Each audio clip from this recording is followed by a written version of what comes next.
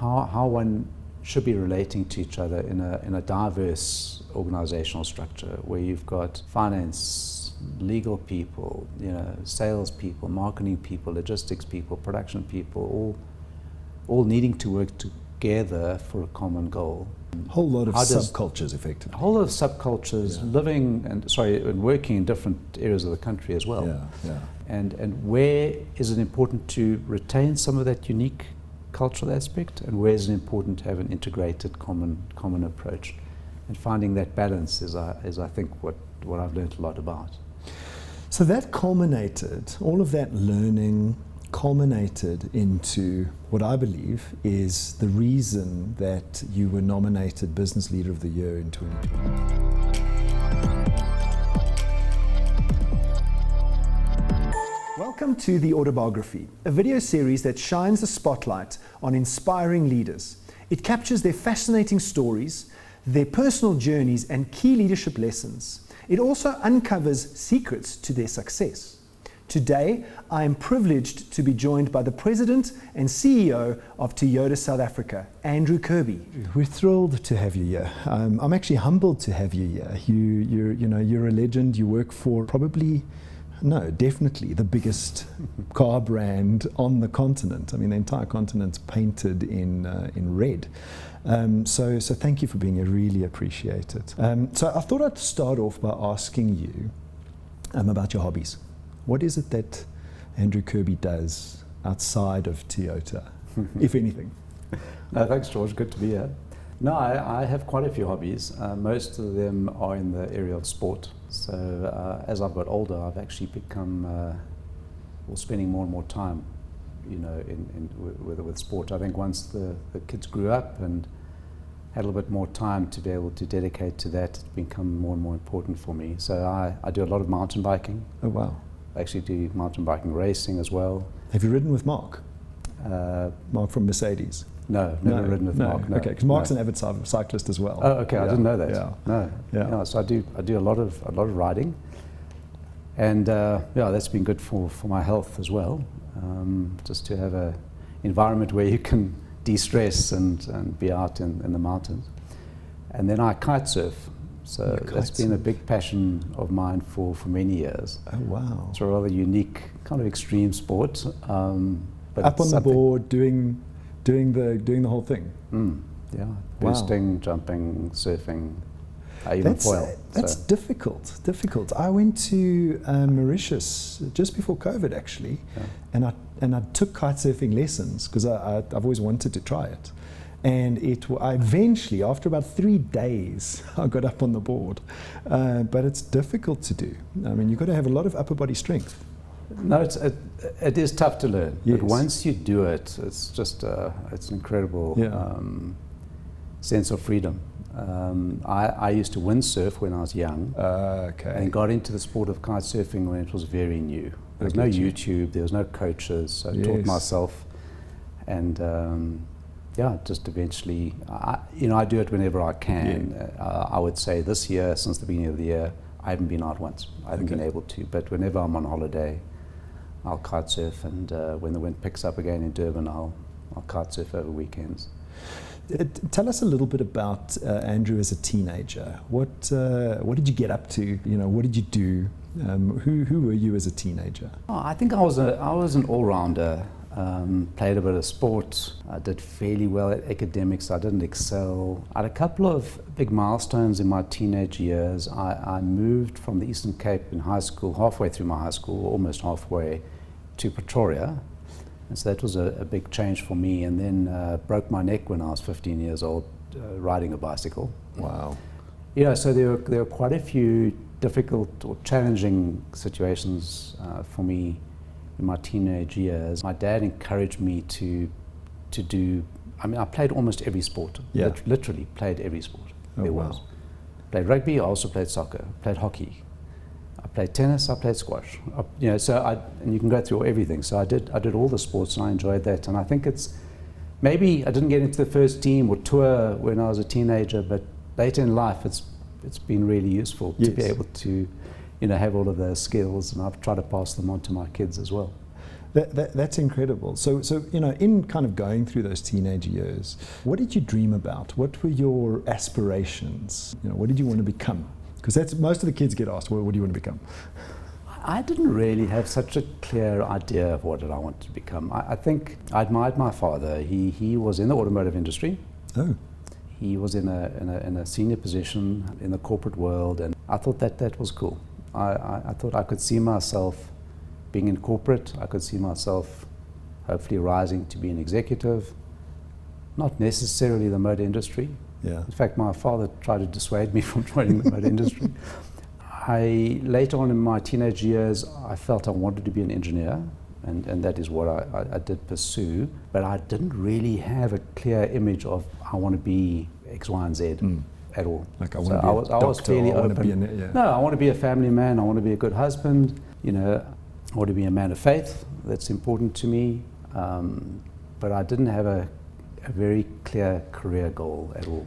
It sounds to me like you had a good base of principles that you wanted to kind of pursue, but not really saying, I want to be X. No, not at all. So, fast forwarding through your life and, especially after you turn 40, because I found that after you turn 40, something kind of changes. I'm not saying it's at 40, but in your 40s, something changes in you. You maybe start to mature as a man more, I don't know, but something changes in you and your thinking begins to evolve. Did you find that, and how did your thinking evolve over your adult life from when you were a teen? Yeah, so I had a few different phases, I think. In my 20s, I got married, I started having children. I'd already, late 20s, joined the automotive industry and already started to formulate ideas around management, working with people, and then had the opportunity to go and live in America. I lived and worked there for 3 years, and that had a big influence on me. I would honestly say the first 3 months, I didn't know what they were talking about, even though they were speaking English. I really thought I'd joined a different industry. And did you work in the automotive industry? I was in the automotive industry, working in North America, and after 3 years, I was flourishing.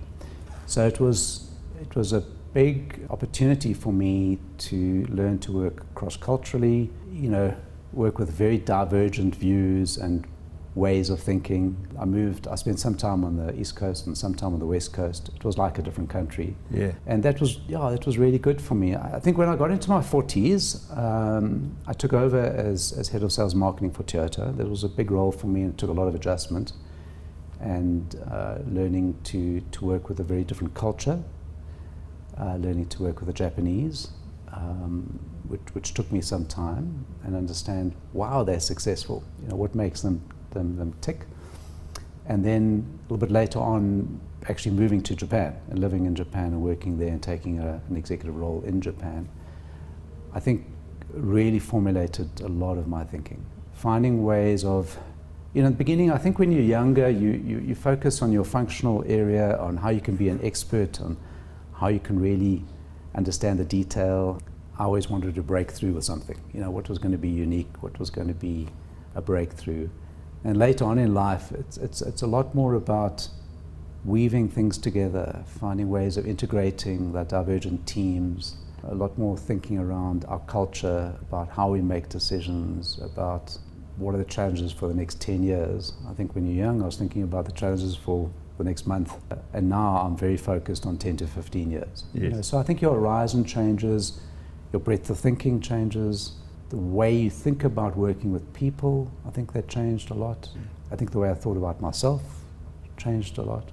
And so if you had to kind of think about how your thinking's evolved over the time, and you could, get access to a time machine, and you could go back to your teenage self, what advice would you give your teenage self? What would you say? Do exactly what you did, or would you change something? Be a bit more adventurous. Okay. I think I was a bit too worried about what my next step would be, whether I would be successful. I was driven, but I think I'd say to myself, relax, be a bit more adventurous, things will work out, and take time to enjoy the present. Not always striving for the holiday or the next job or the project finishing, but actually just enjoying where you are at the moment, the people you're with, and not be too worried about the future. The future. Yeah. So I mean, that kind of leads me to heroes and mentors. Did you have any in your lifetime, and what did you see in them that you were striving for? So I wouldn't say particularly heroes, but there were a lot of remarkable people that I worked with, had the privilege of working with, and had a significant influence on my life. One of the first leaders was Eric Papke, who gave me tremendous opportunities. He really opened the doors for me to do very different things, to work in environments that were new, structured new organizational structures for me. I really owe a lot of some of my own personal development to him. I learned a lot from Ian Robinson, who was the CEO of BMW and then went on to take on a board position in Germany, and then working for 14 years. I reported directly for 14 years to Dr. Johan van Zyl. Oh, wow. So spent a lot of time with him, and he became more and more like a mentor to me, especially when he was living in Europe. And I think his approach with people, I think the way he managed meetings, the way he could disarm difficult situations and conflict, his line of questioning, his set of priorities, I think have had a big influence on me. An icon really like Brian Pretorius, who I never overlapped with and worked directly in organization, but have had a lot of industry-related interactions with him, and we often get an opportunity to talk, and he's also influenced. It's another legend in the industry. He's an absolute legend. Absolute legend, and still is. So I think those are people who've had a big influence. So, talking about your journey to Toyota, you started at BMW, if I'm correct. I actually started in the mining industry. Oh, really? Yep. Okay. As an engineer, I went into Anglo-America, worked in the gold mining industry for 3.5 years. That was the engineering drive. That was the engineering side. Yeah. Okay. So I worked for 3.5 years and then left the mining industry and joined BMW. Okay. And your stint at BMW, how long did that last? 11 years. 11 years, which okay. included 3 years in North America. Okay. Yeah. Okay. Oh, that was the 3 years in North America you were speaking about a bit earlier. Correct. On. Okay, that was with BMW, and then you kind of shifted gears and went to Toyota. Tell us about that transition. What caused the shift? Was it an opportunity that came by you? Were you looking for an opportunity? What was the circumstances around that move? No, typically I'm a loyal person by nature, and I wasn't looking at all, and it was the last thing that had come across my mind. But there was a fairly clever headhunter who disguised himself as a customer. He said he had a customer complaint, and I contacted him to see how I could help, and he eventually persuaded me to at least look at the opportunity. And the more I looked into it and started having discussions with Johan van Zyl, he was very persuasive. And it was a good opportunity for me. It was a promotion for me. It was a bigger job. I think the scale of Toyota is obviously very different. And the opportunity to work in a company that had very strong local leadership. So I had thought through from a career point of view the opportunities that would bring as well. Yeah, and I took the plunge.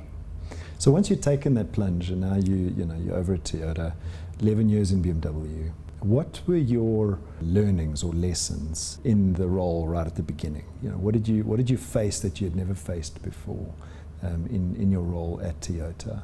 Because now you've shifted brands, different culture, like you say, Japanese. You have to start learning to work with them. Whereas BMW, German brand. Different culture. You had been in America for a while. What were your kind of teething time? What was your teething time like right at the beginning? It was tough. I really struggled for the first few years. My experience up until that point had been in a fairly dynamic environment where there was a lot of responsibility on individuals to perform, but you were given the latitude to move fairly dynamically. Not a lot of checks and balances, and it was a lot about the individual's personality to a degree. Obviously teamwork was important, but it was more dynamic. Moving Toyota was completely the opposite. It was a lot more about consensus building. It was a lot more about getting, at that stage, a lot of input from Japan and getting their approval. And I struggled with that in the beginning. Over time started to learn the value of it, because the process in Toyota is a lot of very detailed thought and preparation and very fast execution. And I'd been used to not a lot of thought, execute, but then rework, to get it to where you need it to be. And both have their value. Merit, yeah. They have their merit. I mean, that's typically what you might do in an IT environment. Yes. So, but in our environment, I could understand that you can't really get things wrong. You need to do it correctly in the beginning, and if you can get as many voices as possible into the discussion and think through all the possible parameters, then the quality of the execution is much faster and better.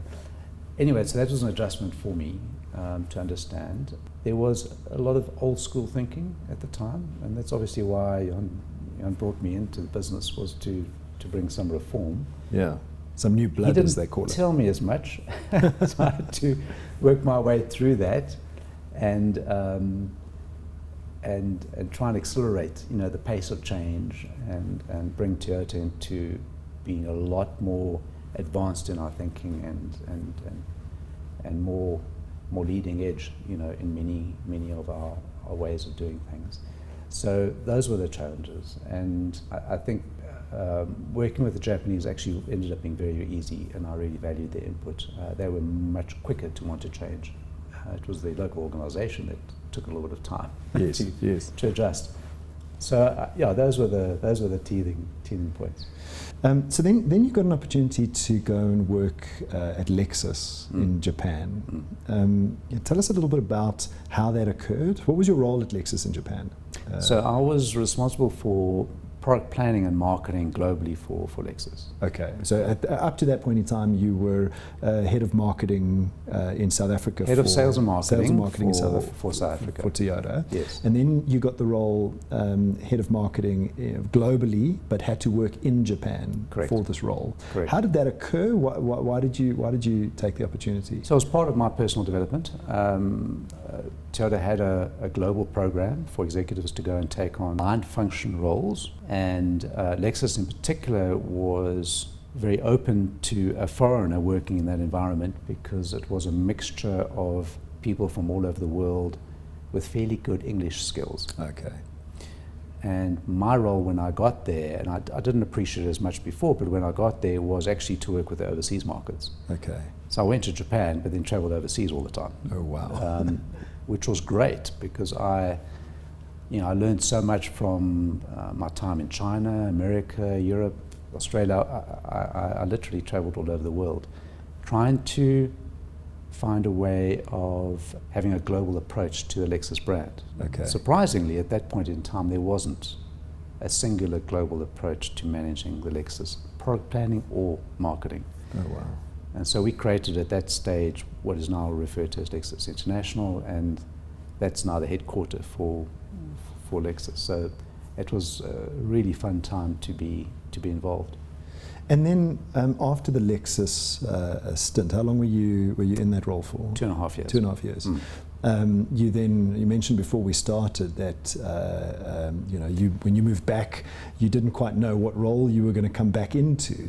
Tell us a little bit about that, and then how you ended up on your journey to where you are now. Yeah, so that's an interesting story. Johan said to me before I left for Japan, by the way, you're not coming back to a position in Santon office. I said, should I sell my house? He said yes. So sold my house while I was in Japan, and it was only about 3 months before I came back that he actually told me what my role was going to be. We had a talk about different opportunities, and eventually what transpired was I came into what was a corporate services role. So it incorporated finance, HR, business planning, and IT. Very, very different functions to anything I'd been involved with before. Yeah. But really important to understand as a business leader, and getting involved in the IR issues, the union issues on the HR side, and succession planning and people development, and then obviously on the finance side, and really managing the finances of the business. So later on I became the CFO as well, so it was a real challenge for me to do something completely different. Oh, wow. So 3 months before you left Japan, you were kind of like, now the veil was lifted, and this was your new corporate role. Correct. And then from there, your journey to president and CEO of Toyota. Tell us about that journey, and then to present day. Yeah, so to put it into perspective, I've had 19 roles in my career, right? So different jobs. I couldn't predict any of them until the last two. Oh, really? I knew that when I'd come back into this corporate role, and we had discussed it, that Johan was positioning me to take over from him. And obviously, I needed to fulfill certain things. I didn't really have an idea of what the timing was, and I wasn't too concerned about it. And he just exposed me to more and more. He said, your job is to understand manufacturing while you're down there. And obviously run the corporate services operation. Yeah. And so I did that. I think the manufacturing team were very gracious to me and brought me into their fold and taught me about the whole operation, which is a very different world. Did you find your engineering background had benefit? It helped tremendously. No, it helped tremendously because I could understand the technical aspects of it, and I was interested. I am interested in it. Yes. I love it. Yeah. Yes. So. The basis was kind of there. The basis was there, but the mindset and the culture and the way of thinking to run a successful production operation is very, very different, dissimilar to a sales and marketing operation. Okay. I was able to learn that, and then I was asked to take over a role as Chief Operating Officer, and 3 months later I became CEO. And what happened was Johan van Zyl was then promoted to take over for Toyota in Europe. Okay. And that role came open, and I was put into that. Which year was that? In 2016. 2016. Yep. Being CEO and having this journey through BMW, more so Toyota, because you've obviously been with Toyota for a lot longer. What have you learnt about business culture and people along the way? What are the things that you've taken out of that journey from a business culture point of view? How important it is. It's almost the foundation of any organization. And I often say to people, the numbers, financial figures, sales numbers, don't actually reflect the capability and capacity of an organization. And the corporate culture is one of those elements that's so important. And what I particularly like and appreciate about Toyota, and I think it's a distinguishing aspect, is our view of corporate culture is not just the soft elements of how you work together or how you relate. It's also the business processes of how you make a decision. How do you respond in a time of crisis? What do you say when things go wrong? Because I think you can tell a lot more about an organization when they have times of difficulty than when things go well. Yes. Or a lot more about a team, where things go poorly. Yeah. And I think that's one of the things that I'm particularly proud of over the last 8 years is building a lot of those elements and strengthening what was obviously very well established, and taking from what I've seen all over the world and trying to put some of these things in place. So a team that doesn't collapse when there's a crisis, that says, okay, this is what it is, this is how we approach it, this is how we need to respond. And it worked well for us during the flood disaster. But I think I've learned a lot about how one should be relating to each other in a diverse organizational structure where you've got finance, legal people, sales people, marketing people, logistics people, production people, all needing to work together for a common goal.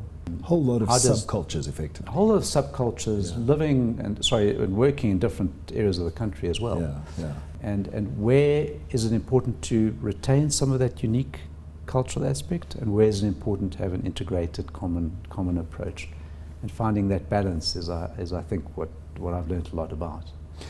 So that culminated, all of that learning culminated into what I believe is the reason that you were nominated Business Leader of the Year in 2022, centered around the way you led and handled the floods that you just spoke to. So tell us a little bit about how you dealt with the culture and made sure that what you just kind of unpacked around difficult times, how you made sure that the teams came through that and that the business came through that. Because I'm pretty sure it's no surprise that Business Leader of the Year 2022 was nominated or given to you as a result of the way you handled those floods. So tell us a little bit about the challenges that occurred there, what the things were that you kind of said, okay, well now I know that what I've been doing all along is working through this tough time. The first thing, I think I really don't see the award as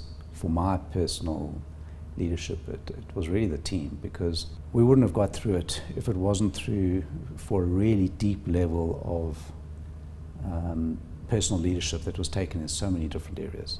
And I only played one small part, quite honestly. And I think we had the COVID area as well.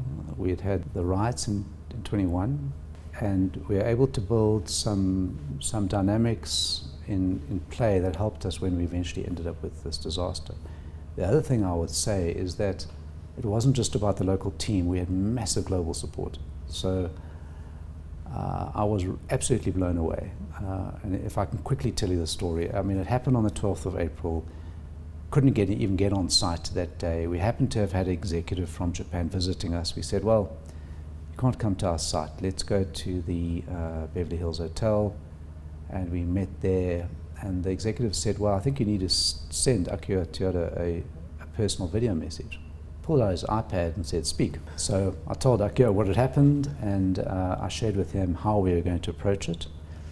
And within a day, he had dispatched one of the most experienced production experts in Toyota to help coordinate the activities. And after that, it was meetings that didn't matter if it was a public holiday, weekends with senior people in Toyota globally, and then people being dispatched from all over the world, and then lots of affiliates helping us to source the parts. We ordered 100,000 replacement parts, and we had to find these from all over the world. We still haven't received all of them. So it was a massive team effort. Our suppliers, and obviously our employees. So I don't take any of the recovery for granted. I think it was a small miracle, honestly. I think the leadership team did well, but there were many things that happened that enabled us to recover the way they did. I went to TMC and I said, look, we've got a cash flow problem. Right? I've got containers of parts coming in, I've got vehicles coming in, I'm not producing anything, I'm not earning any income. Within 4 days, I got an eye-watering loan from Japan. Wow. So tremendous support. The DTIC even helped me with some timing issues around duties. So there were a lot of circumstances that all played its role. From a leadership learning point of view, there were many things that I think were reinforced and also that we learned anew. The one was just setting priority sequences, and I refer to it as a sequence because often leaders talk about, here are my 10 priorities or 5 priorities, but we actually have a priority sequence at Toyota that we established many years ago. I established it in 2017 when we had a small flood, and it was, focus first of all on the people, on their safety and their health, then on the communities around us, including our dealers and suppliers, and then only on our operational recovery. Okay. And that was very useful during COVID. Same thing applied, riots, same thing applied. And so when we got to the flood, first thing we did was, this is our priorities, this is what we're going to do, contact every single employee, focus on that. And it really, I think, gave everyone a sense of confidence that, okay, this is what we need to do. It feels right. Yes. It feels right. I'm happy about that. And no one went into panic mode. Nobody went, no, I think it was more shock and just, there's a lot of emotion. When you saw 87 hectares under 1.5 meters of mud, it was heartbreaking. Yes. Right? And even after 4 weeks, there were times when we thought, we don't know if we're going to get out of it because there's still so much mud. But knowing that you could create the sequence, and then, we created a theme, and we created a structure to say, okay, our theme is rebuilding better together. Why? And we explained it, and how we're going to go about it. And so I think as a leadership team, we all know now how important it is to communicate, create that framework, create that way of thinking, create the priorities, articulate it well. We communicated with our dealers more during that time than we normally would, more to our suppliers than we normally would, because we needed to, and we didn't know when we would recover. Continued? Have some of those yes, they've definitely continued, and the nature obviously needed to change. Yes. But we also needed to be quite honest with them and say we didn't know when we were going to recover, but we would. we're not relocating, we are rebuilding, we do have global support. Don't worry, we'll get this right, and we'll share with you what we know when we know. So, yeah, that was part of that story. And honestly, I could speak for an hour on the leadership lessons, but maybe just a few stories. The one was we had literally graduate trainees with us. They'd only been with us for 3 months after coming out of varsity. We said, right, we need you to lead this team. Do something that we wouldn't normally do, right? Because all the jobs during the production recovery were unscripted. Yeah. Everything was unscripted, right? There was no production to run. You were doing something else. Something else, like, I mean, I saw and they were scrubbing parts. And if you need to scrub parts, you did it, right? If you organized the incoming replacement equipment, or you're helping with the logistics, that was what you did. And after 6 months, their roles changed, and we matured them into different roles. But I'd honestly say after 6 months, those young graduates probably learned more that they would have in 5 years. Over 6 months, they'd learned more than they would in 5 years. Wow. So I think just giving young people the opportunity to really stretch themselves, and the tremendous growth, and in an unstructured environment. Yeah. Sometimes we create too much structure. Yeah. So I think it was very heartening, for us, and wonderful to see. I think the elements around communication were really important. Just again, one simple story, but Leon Turon, who heads up our sales and marketing operations, said, Andrew, I think we should bring some dealers to come and see. And I thought, what are they going to think? They're going to be really worried about the future. Yeah. We said, no, okay, that's fine, let's do that. And of course, we were all very busy trying to arrange the recovery. And their comments afterwards blew us away completely. We ended up with tremendous support from the dealer network. We brought more and more dealers to come and see what we were doing. We brought all our suppliers in, we brought the city in, we brought the provincial government people in. Often when you're in a crisis, you internalize, you focus on dealing with the crisis issues, but you don't reach out enough. Yes. And we fell into that and started reaching out a lot more and recognized, actually, this is really valuable. And we learned from what they were seeing with fresh eyes. It was very encouraging for us.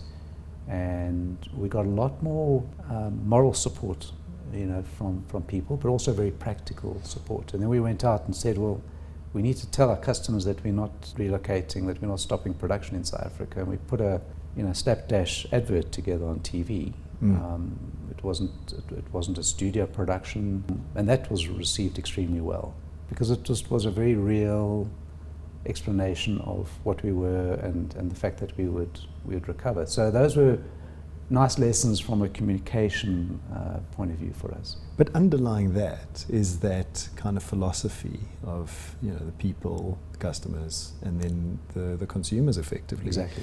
And that you had that almost, I wouldn't say scripted, but it was kind of part of your ethos as a leadership team. It was already established. And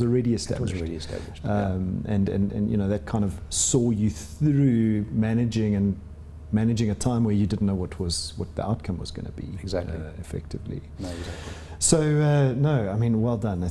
Everybody was watching with bated breath, didn't know what was going to go on, how was this going to turn out. But I'm glad it's turned out the way it has. So Toyota, if we kind of shift a little bit to the brand of Toyota, has been market leader now for 43 years consecutively, market leader.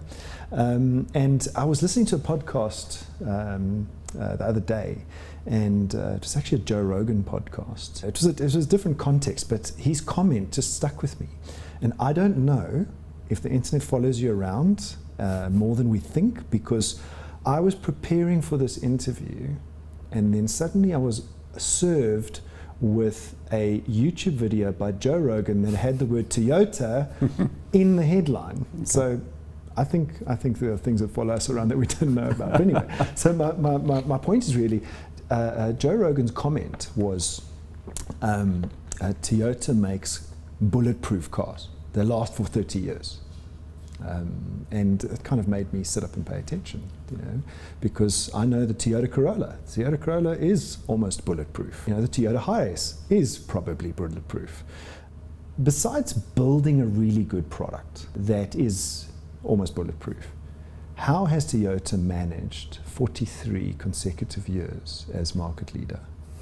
Yeah, I think that we've been very fortunate with the product development because we're not responsible for developing new products. We rely on what is designed in Japan, and we've been very fortunate that the products have evolved at a really good pace, and we've ended up with a diverse product lineup. We're able to participate in the small passenger car segment, the SUVs, the larger passengers, the light commercials, the pickups, the vans, the taxis. We're very, very privileged to have an incredible lineup of vehicles. But I think our success is more around how we manage the business. Yes, our product planning is good, and yes, we do all the research to understand what our customers really need. But the business of selling cars, I think, is where we have excelled. Number one, our dealer network is definitely the strongest. I think the strongest, in South Africa, and one of the strongest in the world. And our relationship with them as business partners is really mature. I don't know any other way to describe it. It's a partnership. It's solid. And solid. It's a partnership. It's open discussion, quick feedback. We don't have an environment where the dealers can't complain or can't criticize. They can, and we take it, and value it, and encourage it.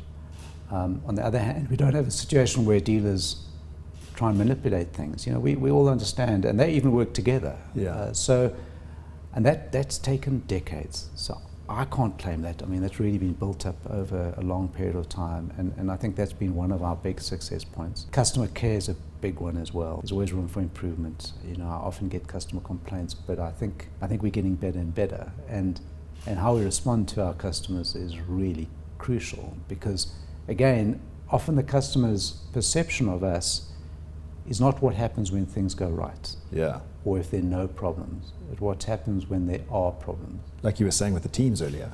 Like I was saying with the teams. The same applies for customers. If you respect what they're saying, appreciate their experience, and do whatever you can, to create that wow experience, that goes a long way.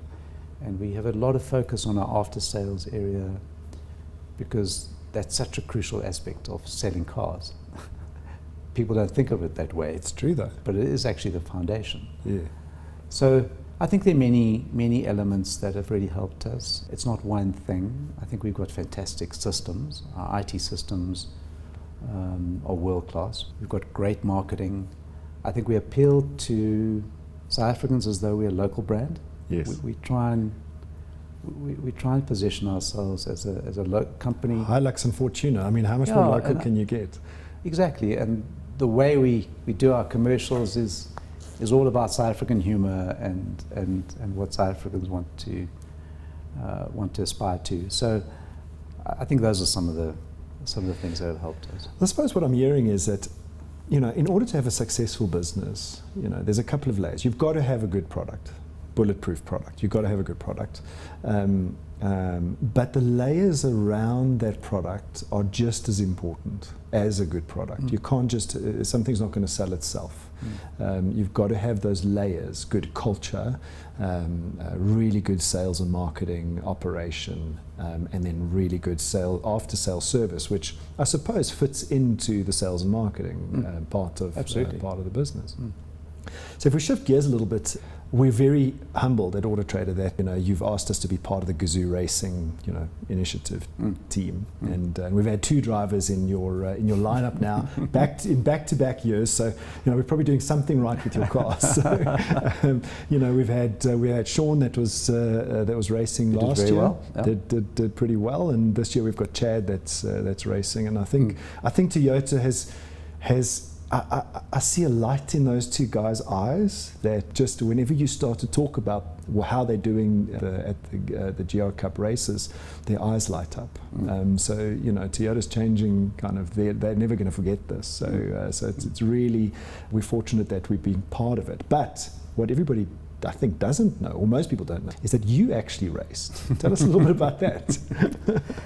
Yeah, well, the opportunity. Well, in fact, I said to Leon, look, let's add another car and create an opportunity for some of us to participate. With everything that went on with the flood disaster, I couldn't participate in the beginning of the year. So I said to Leon, look, just book me for the very last race of the year and I'll try and find a way of making time. Had you been experienced in racing before? No, I've never done any racing ever in my entire life. Okay. I've been on a track many times. I've done advanced driving, I've done high-speed driving, I've done testing in Japan, I've done a lot of high-speed racing, but to actually race on a racetrack against other competitors, watching your lap time is a completely different story. So I've never done it, so I'm like jealous. I had a few opportunities to go and do some practices. It was a massive learning curve for me. Oh, wow. It was nothing like what I envisaged. I think a lot of people think they'd love to drive fast. It's a different world when you're on a racetrack. Really? The margins are so small. Literally centimeters make a difference to the time, and I learned a tremendous amount. I was very fortunate because the GR Yaris, being a four-wheel drive, is such a forgiving car. So my first few laps, if I went in overcooked into a corner, I could recover. Okay. Because it's such a forgiving drive, such a forgiving vehicle, and it's just so well balanced. So as a first time out on the racetrack, it was absolutely the ideal car to try in. But no, it was exhausting. I think the adrenaline is right there, and a fantastic experience, and I really enjoyed it. Jeez, I've learned a lot from it. That's incredible. I mean, I think that must be one of the most adrenaline-pumping moments is to be in a pack of high-speed cars. Absolutely. And you've got to actually trust your competitor to a large degree. That they're not going to run into you. Oh, some of them did. So moving to this wonderful world of EVs, and where we find ourselves, and whenever you think that the world is the way it is, someone comes and pulls a rabbit out of a hat, and we saw that with your Toyota Cross last year. And we, like everybody else, EVs. Toyota goes and gets the price point right at under 500,000 Rand, an efficient car, it's saving the planet to a certain degree, and this thing flies off the shelves. So I suppose my question is, how does the Toyota Cross fit into your business strategy, and what does the future look like for new energy vehicles for Toyota? Specifically in South Africa, where it feels like we're pushing water uphill with government regulation, and it's difficult to get there. Toyota is kind of like pulled the rabbit out of the hat, but now what's the next phase? What do we got to look forward to? Yeah, it's a complicated topic. I think obviously we're going to be moving towards very low or zero emission vehicles in our entire lineup. The question is how are we going to get there, and there's a lot of discussion around the future being only battery electric vehicles. I don't believe that that's going to be the case. And I think it's going to take longer to get those costs down than what some people are anticipating.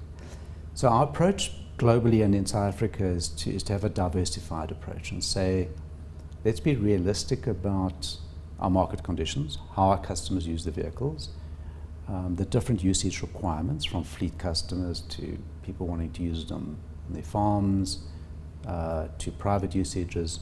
The different technologies are going to have pros and cons in different areas, and we need to be quite thoughtful about how we introduce the different technologies, because it's all very well and good to say I can bring in a battery electric version of a Fortuner, for example. Yeah.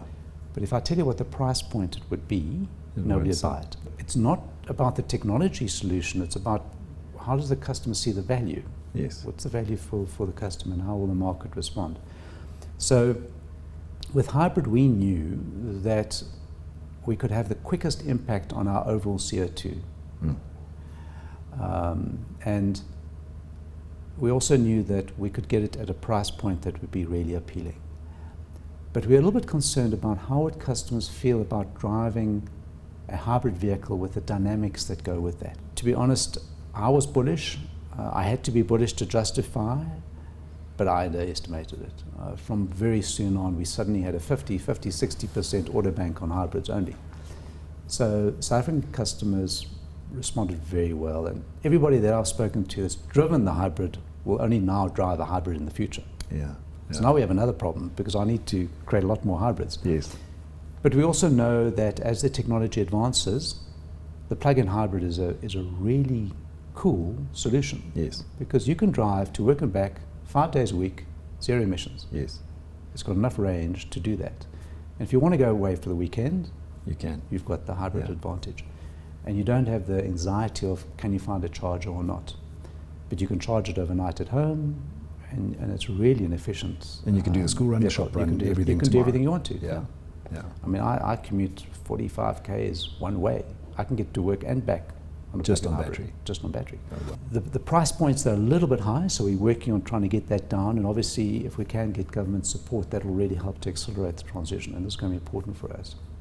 But we also know battery electric vehicles are an appealing proposition, especially with smaller vehicles where the cost premiums will not be as high, and with premium vehicles where customers will be prepared to pay for that premium. And that's where we are in South Africa. It's only premium vehicles that are selling with BEVs. Yes. But we're investing in it heavily globally, and we're really hoping that in the next few years we'll be able to bring in some really competitive BEV drivetrains as well. And we've just brought in 2 fuel cell vehicles as well to Mirai. Yes. Because we think that that's an important solution, especially for larger vehicles. I suppose trucks. Trucks, buses, maybe even larger SUVs. Okay. Because when you get to larger vehicles, the weight of the battery pack now starts to compromise the overall efficiency of the package. So we're looking at all of those, and whilst we haven't introduced it in South Africa, we even think that carbon neutral fuel, ICE engines, is an important consideration. Biofuels or even hydrogen gas. Okay. So we're doing a lot of testing on that as well. So it's quite exciting, but I think we all know that we don't know quite how this is going to move. What I know now is very different to what I knew a year ago. So we're taking a very pragmatic approach. How do we make sure we move quickly, don't box ourselves into a technology that could be outdated within 2 years? Yeah. Also make sure that when customers buy our cars, they have a really good resale value in 5 to 10 years' time. Yes. I don't want to be selling a product that I think could be defunct in a few years' time. Yeah. So how to find that balance is really important for us. The other big challenge for us is that our business model is very reliant on our production operations. So we sell 65% of the local vehicles sold are produced in South Africa, and we export about 50% of our vehicles. So we need the balance between production volume, exports, and local sales to make sure that our cars are really competitive in South Africa. Yes. However, Europe is transitioning to BEVs very quickly. So it means I need to transition local production to BEV production very quickly. Wow. So it's a level of complexity that has been really challenging to manage. But I don't want to lose the exports to Europe, and I need that, but it might help me accelerating the transition in South Africa. Because of that pressure. Because of that pressure. Yes. Yeah, so I think we're fortunate in South Africa in that we have all of the OEMs have this pressure and are all producing and supplying vehicles that are global standard vehicles. Yes. And even the importers, it's global standard vehicles. So we're not a country that is in any way disadvantaged with our product range. The only issue is we don't have a government that has a specific incentive to support that accelerated transition, which I think is very important. I think they acknowledge that, but they're trying to work through the details so that we have a clever solution that we can afford as a country. Yeah. Yeah. I mean, I think the complexities. The complexities are high. But I read something the other day. You've got a new CEO in Toyota now. Correct. That's coming 1st of April. 1st of April, right? But your previous CEO, he said something that really struck home with me. And that was, and I'm going to paraphrase it, I'm not going to get it verbatim, but he said that Toyota wants to produce the widest possible range of vehicles that can service the widest possible range of consumers. And I think everything you've just said kind of speaks to that. Absolutely. Is not boxing yourself, trying to really, you're almost hedging your bets by making sure that you're selling to the widest range of consumers, and then taking this almost, I wouldn't say a wait and see approach, but it's a case of we will sell what the consumer wants, and then we will learn from everyone else, including our consumer, and then we will make the move. Because aren't you using Lexus as a brand for the test bed for BEVs? So Lexus is already 45% hybrid in South Africa. Yeah. And we'll go to 100% non-pure ICE very, very quickly. Because Lexus is that premium kind of segment, Lexus right? is the premium segment. So there's a lot of good R&D into Lexus as a brand, and we'll bring in plug-in hybrid Lexus vehicles, and we'll bring in BEV Lexus vehicles very quickly. And so that will be the kind of almost test for Toyota locally, to see how those are taken up. I know it's in a different segment of the market, but it'll be the foot in the door after the Toyota Cross. Yes, a lot of it's driven by availability of product. Yeah. If I had a BEV Toyota, I'd launch it straight away anyway. Yeah. I'm not waiting for Lexus. So I don't see that as a sequence. It's useful because the product development there is quite advanced. Yeah. But I think in the next 5 years, we're going to have quite a wide range of new energy vehicles across plug-in hybrids, BEVs. As the products become available and at the right price points, we'll launch them as quickly as we can.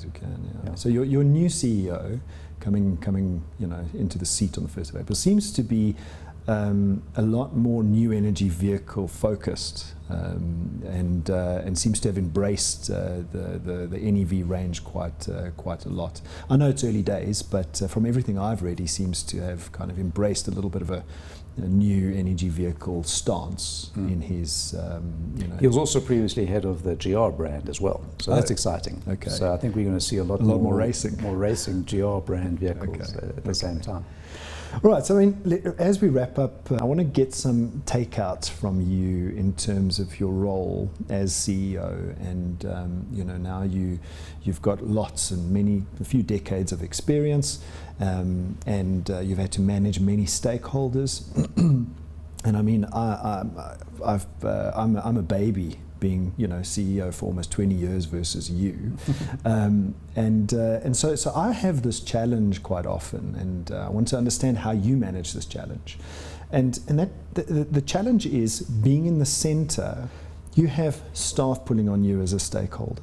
You've got shareholders pulling on you as a stakeholder. You've got your senior executive team pulling on you as a stakeholder, and quite often a lot of those pulls are, I say it with respect, self-serving. They want to get across the line what they want to get across the line, and it's for that particular reason. So, and you're the little bit of the piggy in the middle, being CEO, having all these pulls. Shareholder wants profitability, staff want salaries and incentives, customers want different things, suppliers want different things. How do you manage that pull on your time, on your energy, and in your role? With difficulty. That's a good question. I think the one answer is that I've tried to create over the last few years a team that has a company-wide perspective. It didn't always used to be like that, and I can honestly say head of our manufacturing operations in Durban has a really good understanding of the other functions in the company. Okay.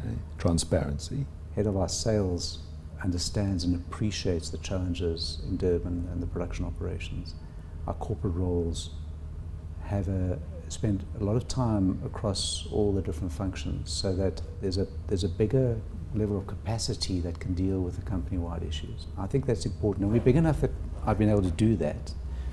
And I think that's really important. So I really enjoy working with the team, and I know they've got my back, and I know that they know that they can rely on me.